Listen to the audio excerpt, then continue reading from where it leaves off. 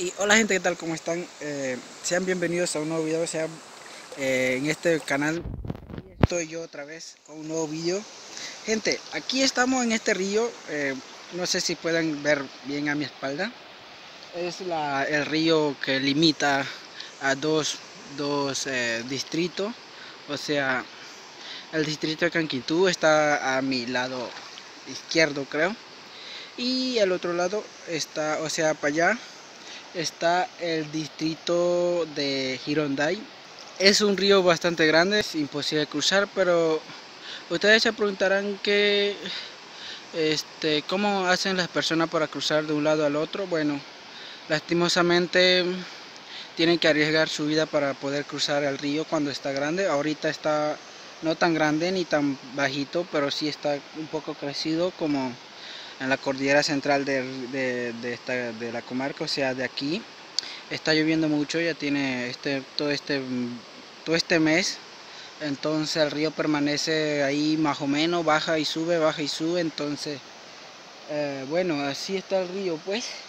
Y bueno, este río es llamado río Mananti, es el río que limita dos distritos que ya lo dije.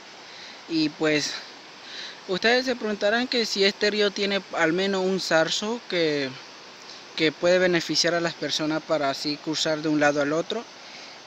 Lastimosamente no tiene nada, ningún zarzo, puente zarzo. Y como pueden ver, el río es bastante ancho, bastante grande. Entonces, pero ustedes se preguntarán también cómo cruzan las personas cuando el río está alto.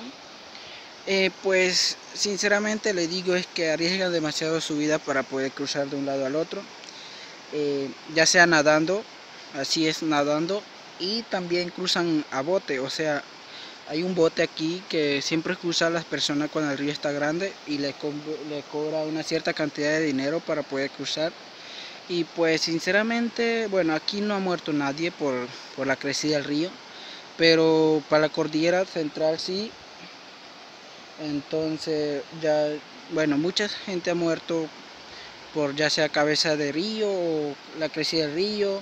Entonces las personas intentan cruzar el río arriesgando su vida y así pues suceden las cosas. Entonces, bueno gente, pues si quieren más videos como estos, ya saben, dejen su like, comente, comparte, suscríbete y activa la campanita de notificación para, bueno, para seguir viendo más videos como estos. Pues nos vemos en un próximo video. Chao.